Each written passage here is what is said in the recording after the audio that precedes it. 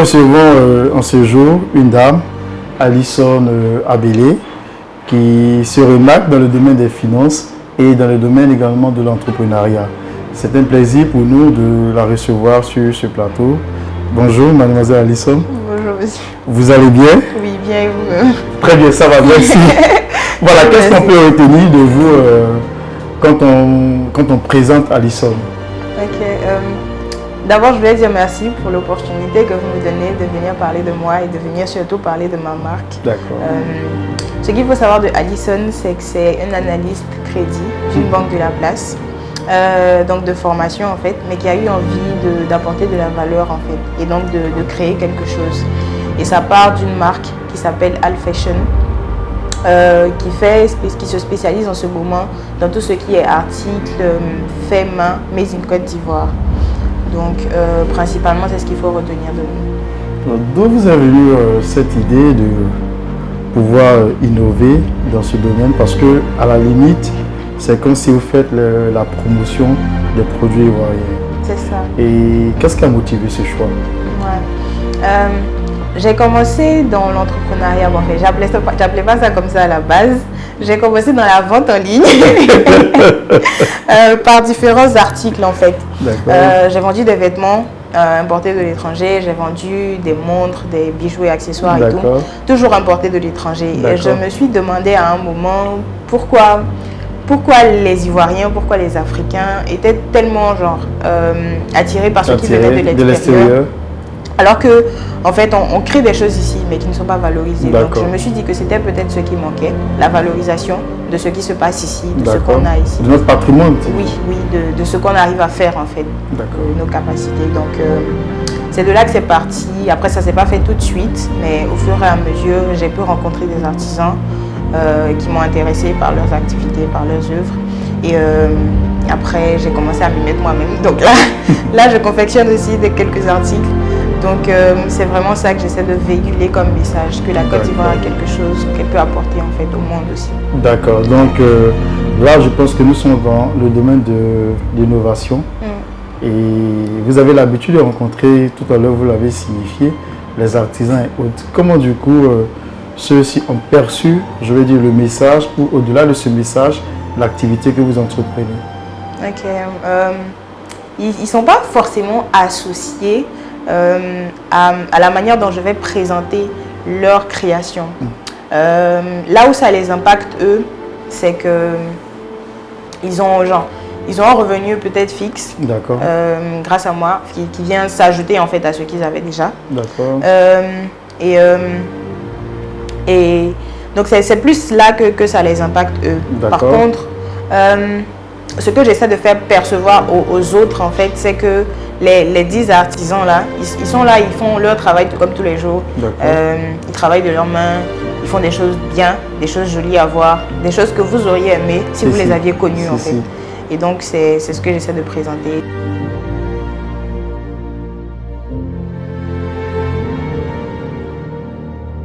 On a commencé le Made in Côte d'Ivoire réellement en 2020.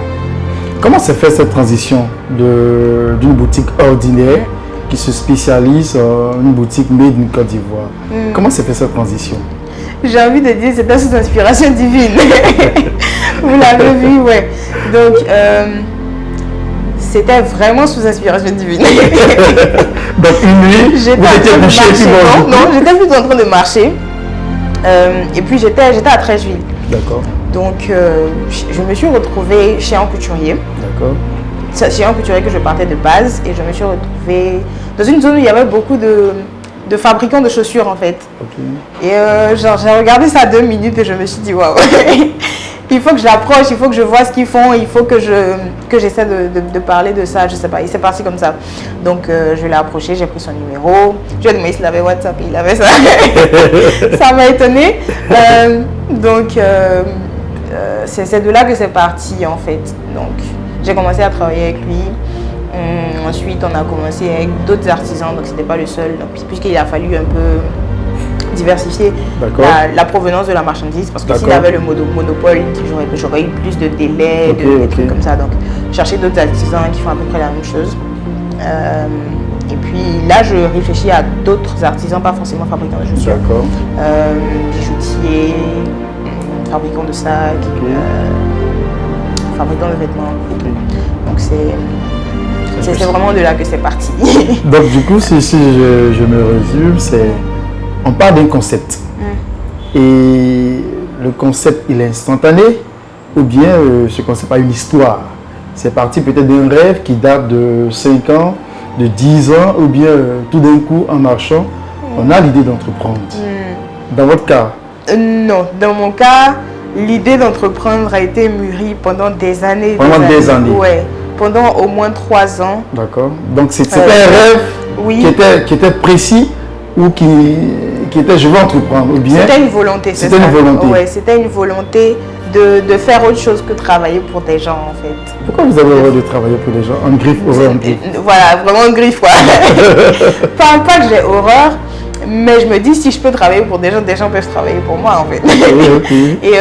Et je peux travailler pour moi-même en fait. Et je pense que ça générerait beaucoup plus que tout ce que j'ai comme capacité, tout ce que j'ai comme potentialité, je le mette à mon propre service, au service de, du monde et tout, plutôt que de le mettre au service d'une seule personne. Donc vous êtes de ceux qui croient qu'on peut être riche qu'en travaillant pour soi? Je pense que c'est la seule croyance valable en fait. C'est la seule croyance valable. Ouais, enfin, tu as beau travailler pour quelqu'un, il faut que tu montres quelque chose de toi-même pour avoir la plénitude en fait de ce que tu peux générer, tu vois. Parce que ce que tu reçois comme salaire, c'est une partie de ce que le gars a reçu comme dividende, comme résultat net en fait. Donc c'est clair que si tu faisais de toi-même, tu aurais pu avoir plus. La même chose même en fait, ou d'autres choses. D'accord. Donc c'est ça.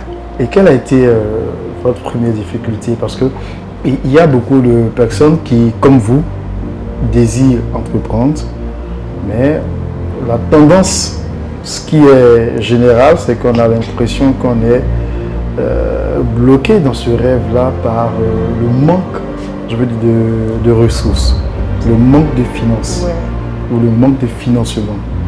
Donc du coup, beaucoup ont leur rêve et ils ont du mal à les réaliser. D'autres par contre pensent qu'il faut juste un rêve, il faut croire en ce rêve-là et comme vous le dites, la providence divine viendra accompagner ou viendra matérialiser ce rêve. Croyez-vous que dans ce contexte idéologique, il soit possible de pouvoir, je veux dire, sortir de la tendance générale et pouvoir impacter, je veux dire, sa génération à travers une activité précise pour soi? Dans votre cas? Alors, c'était quoi la première difficulté? C'est ça. Alors, la difficulté que j'ai eue, la toute première, c'était pas vraiment trouver les fonds pour commencer l'activité, puisque je suis sortie de l'école et j'ai fait un stage. D'accord. Donc, j'avais quand même du revenu. La difficulté que j'ai eue, c'était l'acceptation du marché de ce que je proposais. D'accord. Donc, j'ai investi une forte somme. D'accord. Et je suis revenue à zéro en fait, à un moment. Le produit n'a pas été accepté, donc l'investissement était carrément nul, un truc comme ça. Donc c'était ça la première difficulté, se rendre compte que genre tu te dis tu vas acheter quelque chose, tu vas revendre, tu vas gagner plus. Se rendre compte que c'est pas forcément le schéma qui va se passer de prime abord en fait.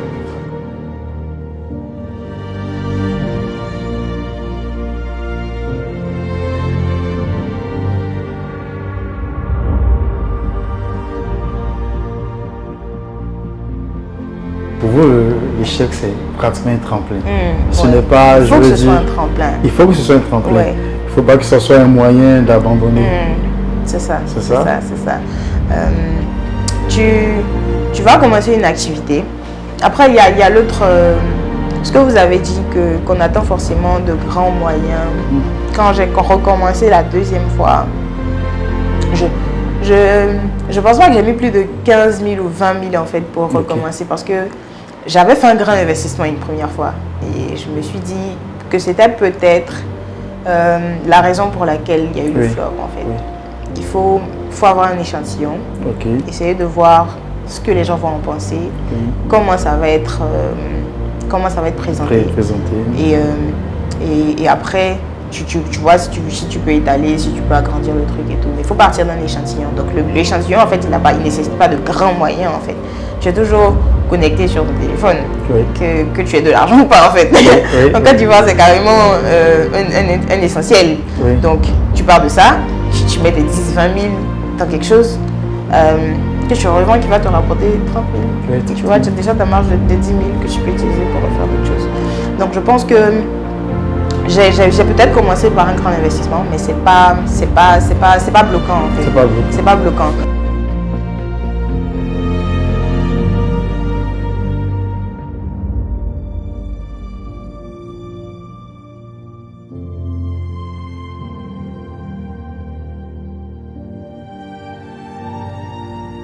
Je pense que ce qui manque aux Ivoiriens, c'est au-delà de l'envie, c'est l'action. L'action, ouais. C'est l'action. C'est l'action. On se trouve toujours des excuses, on se trouve des raisons. Et après, l'action, c'est la persévérance. C'est vraiment la persévérance. Parce que tu vas commencer une activité, tu vas forcément, comme tu as dit, rencontrer des difficultés. C'est quelque chose qu'on n'a pas forcément prévu. C'est des choses qu'on n'a clairement pas prévues. C'est clair. Tu viens, tu veux beaucoup d'argent et tout. Effectivement. Mais tu vas rencontrer des difficultés. Il faut qu'on en parle, il faut qu'on le dise. Il faut que tout le monde sache que c'est pas facile, que c'est pas toujours tout rose. Oui, si. Et qu'on va rencontrer des difficultés, mais qu'il faut vraiment être résilient, il faut vraiment être persévérant, il faut vraiment savoir rebondir pour pouvoir continuer dans l'activité. C'est ça qu'il faut en fait, l'action et la persévérance. Vous avez symbolisé en fait vos activités par l'action et la persévérance. Et puis aussi, donc, il faut qu'on soit dans un milieu dont la culture encourage, je veux dire, l'initiative privée. Et aujourd'hui, dans nos différents systèmes, est-ce qu'on a l'impression qu'on a quand même cette volonté de l'État de faire en sorte que des jeunes puissent s'adonner à une initiative privée? Est-ce que notre système éducatif encourage, je veux dire, l'initiative privée? Et vous, au regard de tout ce que vous aviez traversé et vous continuez de traverser, quel est le message, je veux dire, à l'endroit de tout ce système éducatif, ce système politique et autres vis-à-vis de la jeunesse et de l'entrepreneuriat?